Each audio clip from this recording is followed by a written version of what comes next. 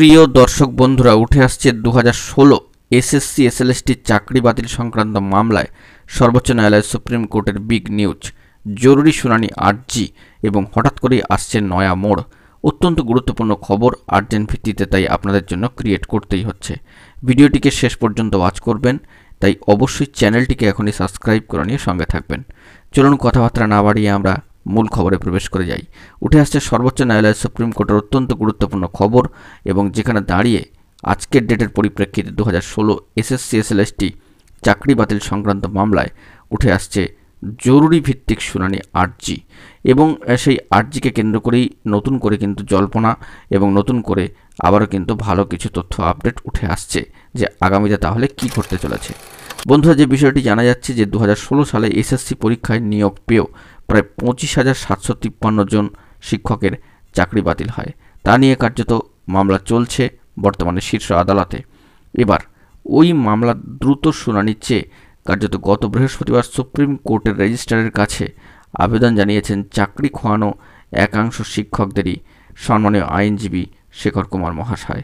তো বৃহস্পতিবার সুপ্রিম কোর্টের রেজিস্ট্রারকে ইমেল করে দ্রুত শুনানির জন্য মামলাটির তালিকাভুক্ত করার আবেদন জানিয়েছেন তিনি, এবং তৎক্ষণাৎ সম্মানীয় প্রধান বিচারপতি DY চন্দ্রচূড় মহাশয়ের নেতৃত্বাধীন বেঞ্চে এই মামলার শেষ শুনানি হয়েছিল 16 জুলাই।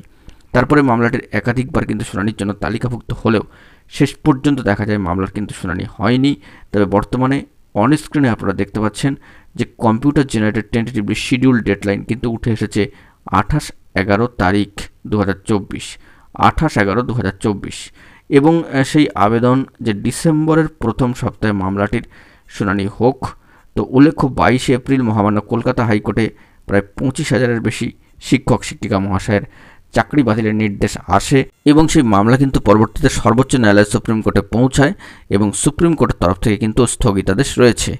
তো এই যে সর্বোচ্চ ন্যায়ালয় সুপ্রিম কোর্টে গুরুত্বপূর্ণ মামলা, হঠাৎ করে দেখা গেল যে আমরা জানি যে সম্মানীয় প্রধান বিচারপতি নতুনভাবে কিন্তু এসেছেন, এবং তারপরে মামলাগুলি রিশিডিউল হচ্ছে, টুকিটাকি কিছু কাজকর্ম থাকে, এবং তারপরে কিন্তু এই মামলার ক্ষেত্রে টেন্টেটিভলি একটা শিডিউল বর্তমানে কম্পিউটার জেনারেটেডভাবে সর্বোচ্চ ন্যায়ালয় সুপ্রিম কোর্টের সাইটে আমরা লক্ষ্য করতে পাচ্ছি যে 28/11/2024 তারিখ।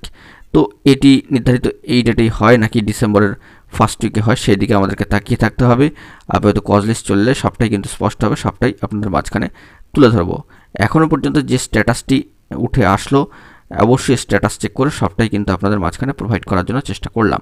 তো দেখতে পাচ্ছেন 28/11/2024 তারিখ অত্যন্ত গুরুত্বপূর্ণ একটি টেন্টেটিভলি শিডিউল ডেডলাইন কিন্তু উঠে এসেছে। তো দেখা যাক পরবর্তী ক্ষেত্রে কি আপডেট তথ্য উঠে আসে। এখন এই পর্যন্তই। গুরুত্বপূর্ণ আপডেটগুলি পাওয়ার জন্য চ্যানেলটিকে এখনই সাবস্ক্রাইব করে নিয়ে সঙ্গে থাকুন। ধন্যবাদ।